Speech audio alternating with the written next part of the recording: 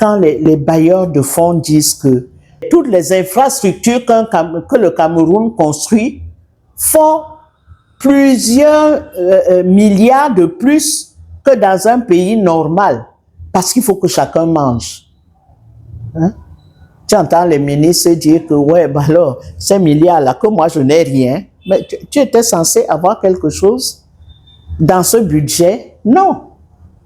Mais c'est à ça que le président a habitué ses ministres. Ils se sont enrichis. On n'a jamais vu de fonctionnaires milliardaires avant l'arrivée de Paul Biya. Des fonctionnaires. C'est-à-dire, tu ne vends même pas une boîte de sardines, on va dire que bon, tu as fait des bénéfices. Non. Tu n'as rien vendu, mais tu es milliardaire. Hein? D'autres sont milliardaires en dormant dans la famille du président. Mesdames, Messieurs, bonjour. Une fois de plus et bienvenue sur cette chaîne dédiée justement au regard porté sur l'actualité de Madame Henriette Ekwe. Elle a décidé, je l'ai dit précédemment, de se prononcer de plus en plus sur des questions d'actualité. Et ce jour, nous allons aborder une question essentielle. Il s'agit des programmes politiques des candidats déclarés à l'élection présidentielle d'octobre 2025. On a quand même l'impression que tous ces candidats évitent de parler de leur programme. Ces programmes qui concernent la population qui compte gouverner une fois qu'ils seront au pouvoir.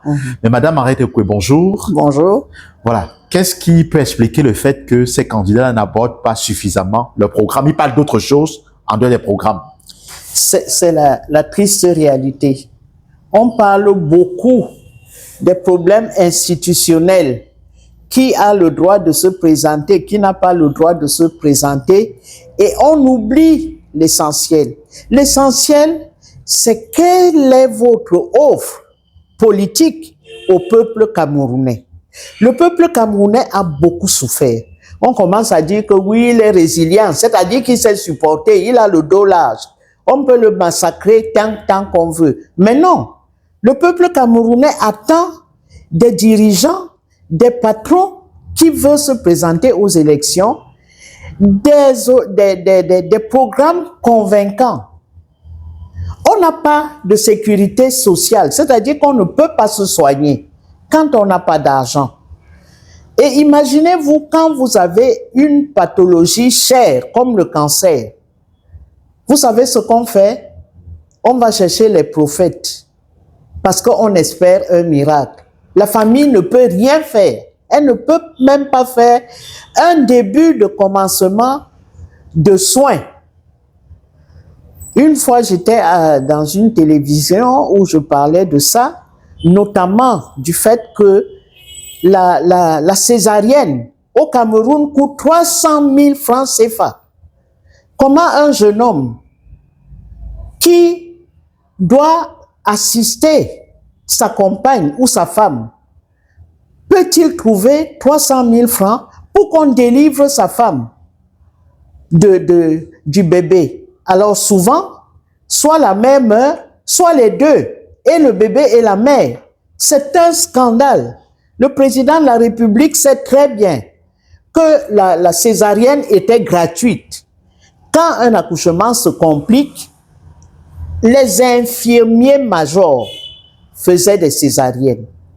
Aujourd'hui, c'est devenu cher. Dans des hôpitaux publics, c'est un scandale. Ne parlons pas des choses comme le cancer. Dès que vous avez un cancer, on commence à prier Dieu parce qu'on n'a pas d'autre issue que la prière. Or, ce n'est pas la prière qui va guérir le cancer. Ce n'est pas non plus un miracle. On ne fait pas des miracles. Bon, je sais qu'il y a des prophètes qui annoncent des miracles. En veux-tu, en voilà, toutes les secondes. Mais c'est faux.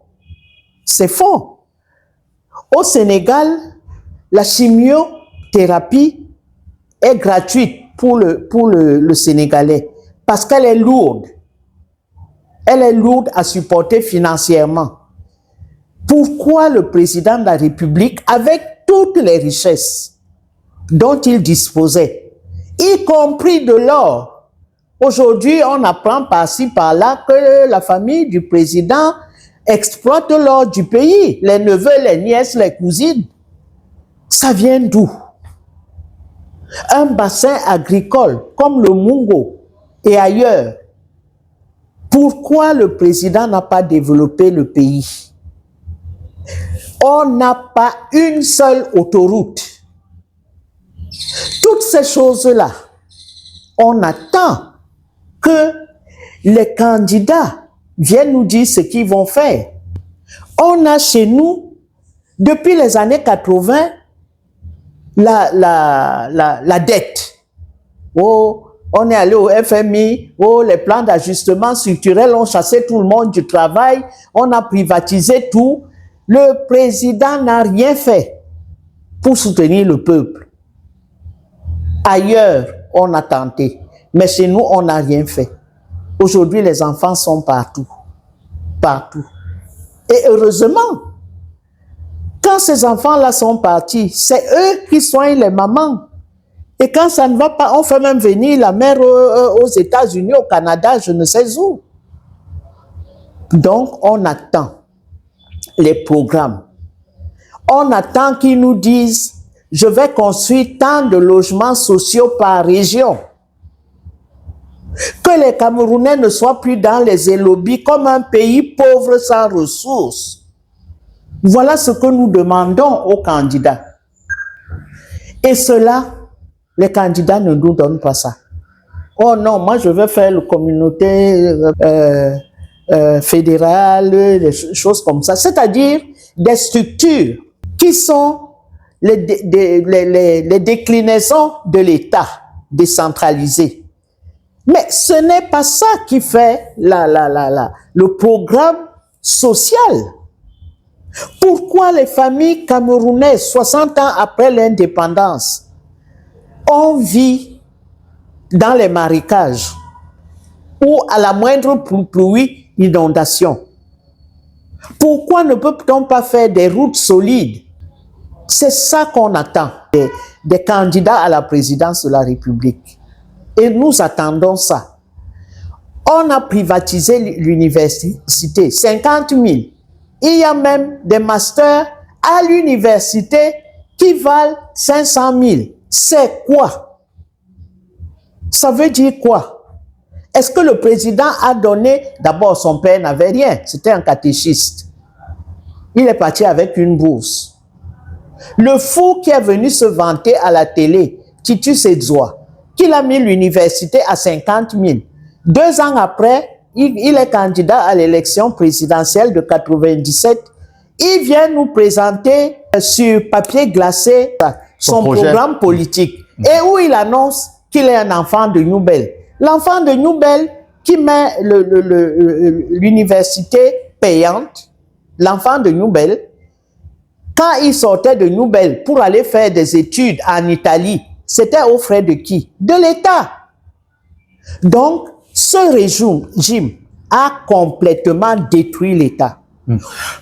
Madame Henriette Okoye, que répondez-vous à ceux qui estiment que ce n'est pas le programme qui est important pour l'instant, que ce qui est important, c'est faire partie de ce système, que les programmes, il y en a, mais il faut trouver des stratégies d'abord pour faire partie, c'est-à-dire mettre ce système de côté afin de réorganiser le pays. Je suis d'accord. Mais comment le peuple va savoir que quand vous allez prendre le pouvoir, vous allez vous intéresser à lui? Or, le grand avantage du peuple, des candidats de l'opposition, c'est de dire, voyez ce qu'on a fait de notre pays. Et nous voulons réparer. Voilà comment nous allons réparer. Il faut convaincre l'électeur. L'électorat, oui. Pour qu'il mette son bulletin pour vous. Tout à fait. Mais vous ne faites rien. Vous parlez de tout. Bon, alors, on a cette espèce de... Je ne sais pas si c'est la chance, mais les deux principaux candidats, là, ils ne parlent que de droit. L'un est professeur, l'autre a un doctorat, alors le droit, ça monte, ça descend, etc. Est-ce que cette distraction n'est pas faite exprès, n'est pas fait exprès? C'est une distraction pour dire aux gens que non, il est le pape du droit. Oui, tu es le pape du droit. Tu me proposes quoi? Pour moi et ma famille dans les élobis, vous me proposez quoi? Dans le marécage. Il n'y a pas un logement social. Et quand on fait des logements sociaux, les ministres camerounais raflent tout pour donner des logements à leurs petites copines, à leurs nièces, à leurs neveux, à leurs cousins. Et les logements sociaux sont hors de prix. Ce ne sont pas des logements sociaux. Il faut avoir des logements sociaux où chaque Camerounais peut vivre dans une maison à l'abri des intempéries. On ne fait pas ça. Il y a des problèmes liés à l'eau et l'électricité. Oui. Les candidats n'en parlent pas, effectivement. On n'en parle pas. Alors, on a un président assez spécial, hein? Le ministère du Plan fait un programme économique. Le président lui-même n'a pas lu. Il n'en parle même pas. Donc, quand il voit que les autres sont en train de déployer des programmes, il dit non. Moi, je vais faire les infrastructures.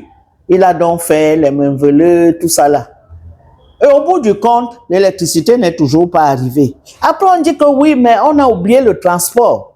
Bon, on crée une structure pour le transport de l'électricité. Bref, on se moque du peuple camerounais. Et c'est aux opposants, aux hommes politiques, de leur dire « j'ai un plan pour vous ». Alors, ce que l'État fait souvent, c'est de dire que nous ne comprennent rien, c'est des totos. Ils pensent qu'il n'y a qu'à. Il n'y a qu'à.